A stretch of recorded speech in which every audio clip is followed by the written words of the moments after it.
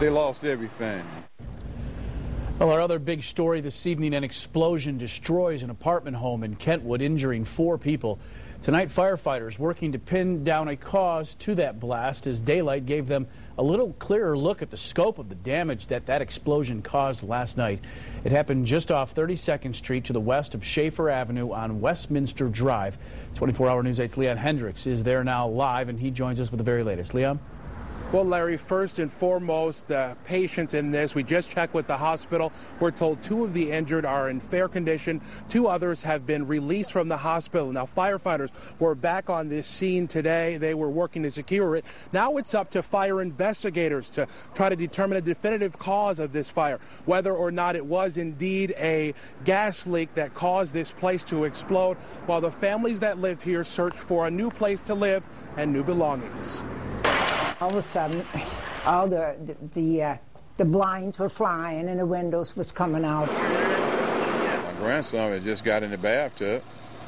The bathtub blew him all the way downstairs.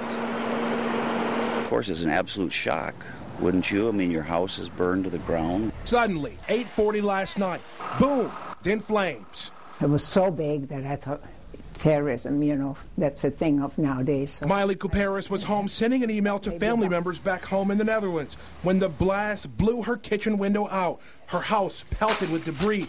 Part of a sliding glass door rocketed through her garage like a high-speed arrow. It was just a big bang, you know, just a big boom. Yeah. This morning I kind of look and, oh, even the pictures are off the wall. That fell off the wall, and like I say, here's a picture here behind here, which kind of just dropped. But Couperis' concerns wildly overshadowed by the concerns of Robert Gooch. His daughter was in the house at the time of the blast.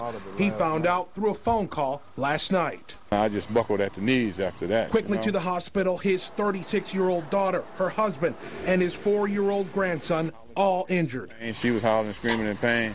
A 4th woman in another apartment was also injured. All are expected to be fine. All of the people inside were in the units in the back. Of the front units, 1 was vacant. The family that lived in the other was not home.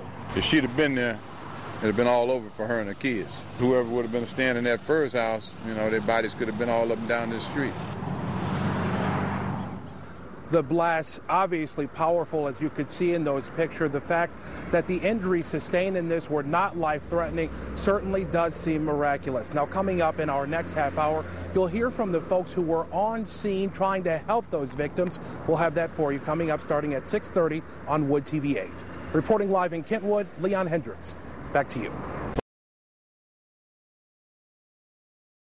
Folks, looking forward to that. Thanks, Kyle. Earlier this hour, we brought you a reaction from people affected by that massive apartment explosion in Kentwood last night. We were on the scene just minutes after it happened. 24-hour News 8's Leon Hendricks rejoins us now, and this time takes a look at the immediate response.